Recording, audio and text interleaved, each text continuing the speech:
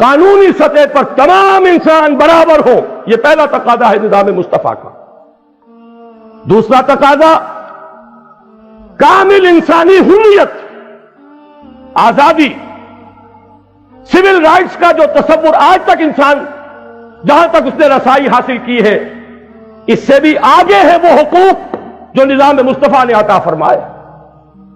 نظام مصطفیٰ میں کہیں کوئی سیفٹی لاس کی گنجائش نہیں تھی، کسی کو محض شک پر گرفتار نہیں کیا جا سکتا تھا، کسی کے لیے وہ جو پریونٹیو ڈیٹینشن ہے اس کا کوئی امکان نہیں تھا۔ اور یہاں پر ہر ایک کو آزادی تھی، عام آدمی تنقید کر سکتا تھا بڑے سے بڑے سربراہ مملکت کی۔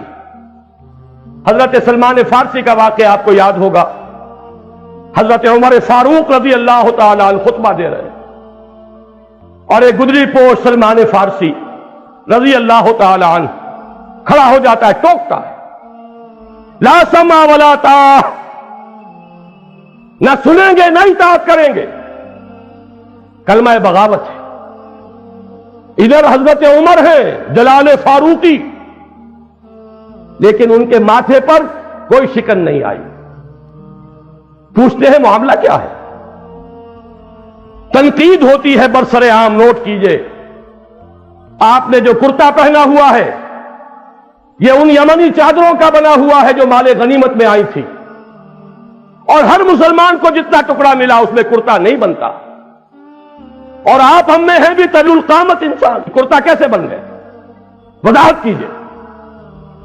حضرت عمر نے یہ نہیں فرمایا میرا ذاتی معاملہ ہے، فرمایا تو اپنے بیٹے سے عبداللہ ابن عمر سے فرمایا، بیٹے تم کھڑے ہو کر وضاحت کرو۔ انہوں نے وضاحت کی، نہ میرا کرتا بن رہا تھا نہ ابا جان کا، میں نے اپنے حصے کا ٹکڑا بھی دے دیا کپڑے کا ابا جان کو، اس سے کرتا بنا ہے۔ اب وہاں کی جمہوریت میں opposition for the sake of opposition نہیں تھی، تنقید تھی شدید ترین، لیکن جب وضاحت سامنے آ گئی فوراً فرماتے ہیں حضرت سلمان فارسی رضی اللہ تعالی عنہ، الآن نسمع و نطیع، ہاں فرمائیے اب ہم سنیں گے اور اطاعت کریں گے۔ یہ نظام ہے، دنیا اسے ترس رہی ہے۔ ذرا یاد کیجئے، آیا تھا ایران کا سفیر مدینہ منورہ میں، پوچھتا ہے لوگوں سے این ملککم، تمہارا بادشاہ کہاں ہے؟ جواب ملا لیس لنا ملکن بل لنا امیر، ہمارا کوئی بادشاہ نہیں ہے، ہم نے تو جڑیں کھود دی ملوکیت کی۔ حضور نے فرمایا تھا ہلک کسریٰ ولا کسریٰ بعدہ، کسریٰ ختم ہو گیا، کوئی کسریٰ نہیں ہوگا۔ لیکن یہ کہ تاریخ میں امت مسلمہ نے پھر دوبارہ کسریٰ بنا لیے، پھر ملوکیت کے ایوان سج گئے۔ بہرحال اسے جواب دیا گیا تھا سفیر ایران کو، ہمارا کوئی بادشاہ نہیں، ہمارا ایک امیر ہے۔ وہ امیر کہاں ہے؟ بتایا گیا کہ بیت المال کے اونٹ گم ہو گئے تھے، ان کی تلاش جن لوگوں نے کی ابھی تک مل نہیں رہے تھے اونٹ، اب خلیفہ ہمارا خود گیا ہے تلاش کرنے کے لیے۔ وہ کسی کو پہچاننے والے کو ساتھ لے کر گیا ہے تو دیکھا کہ دوپہر کا وقت ہو گیا تھا، تھک گئے تھے حضرت عمر، تنہا، کوئی باڈی گارڈز نہیں، کوئی خدم و حشم نہیں، اپنے کوڑے کو سر کے نیچے رکھ کر استراحت فرما رہے ایک جھاڑی کے سائے تلے۔ اس وقت کھڑے ہو کر کہا اس سفیر نے، عمر تم انصاف کرتے ہو لہذا تمہیں کوئی خوف نہیں، ہمارے بادشاہ ظلم کرتے ہیں لہذا ڈرتے رہتے ہیں، کانپتے رہتے ہیں، انہیں اونچے اونچے فصیلوں والی محلوں کے اندر بھی باڈی گارڈز کی ضرورت ہوتی ہے۔ دنیا اس نظام کے لیے ترس رہی ہے، وہ نظام ہے کہ جو لانا ہے۔ حضرت عمر کی ایک مثال اور آپ کو سنا دوں، حضرت سعد بن ابی وقاص رضی اللہ تعالی عنہ نے، جو گورنر تھے ایران کے، اور گورنر اس لیے تھے کہ خود ہی فاتح ایران تھے، انہوں نے صرف یہ کیا کہ اپنے مکان کے باہر ڈیوڑی بنا لی، ایک دربان کھڑا کر دیا، جو پرچہ نویس تھے انہوں نے خبر بھیج دی دارالخلافہ میں، حضرت عمر فاروق کی خدمت میں اطلاع پہنچ گئی، سعد نے اپنے گھر کے باہر ڈیوڑی بنا لی ہے اور دربان کھڑا کر دیا.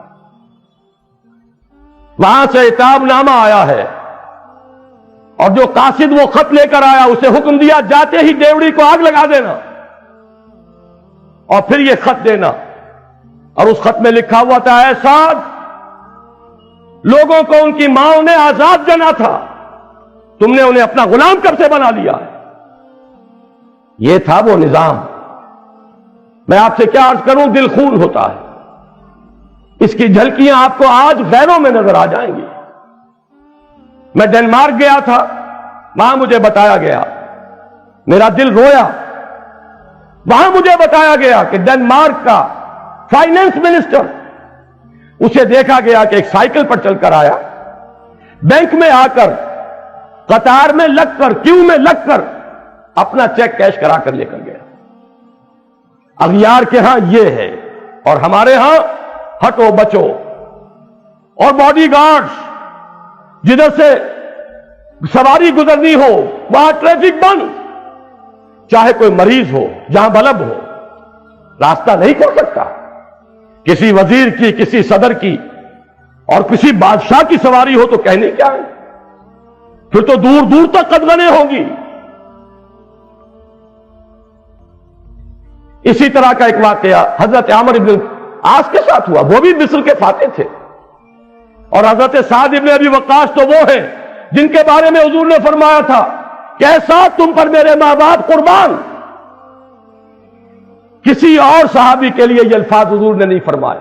غزوہ احد میں جب درغہ ہو گیا تھا حضور پر دشمنوں کا, حضرت سعد تیر چلا رہے تھے, حضور نے فرمایا اے سعد تیر چلائے جاؤ, تم پر میرے ماں باپ قربان. وہ سعد ہیں جو خود فاتح ایران ہیں, لیکن یہ کہ اتنی اجازت بھی نہیں ہے کہ اپنے گھر کے باہر ڈیوڑی بنا کر دربان کھڑا کر دیں. عمرو بن العاص فاتح مصر, ان کے بیٹے نے ایک قبطی کو مارا.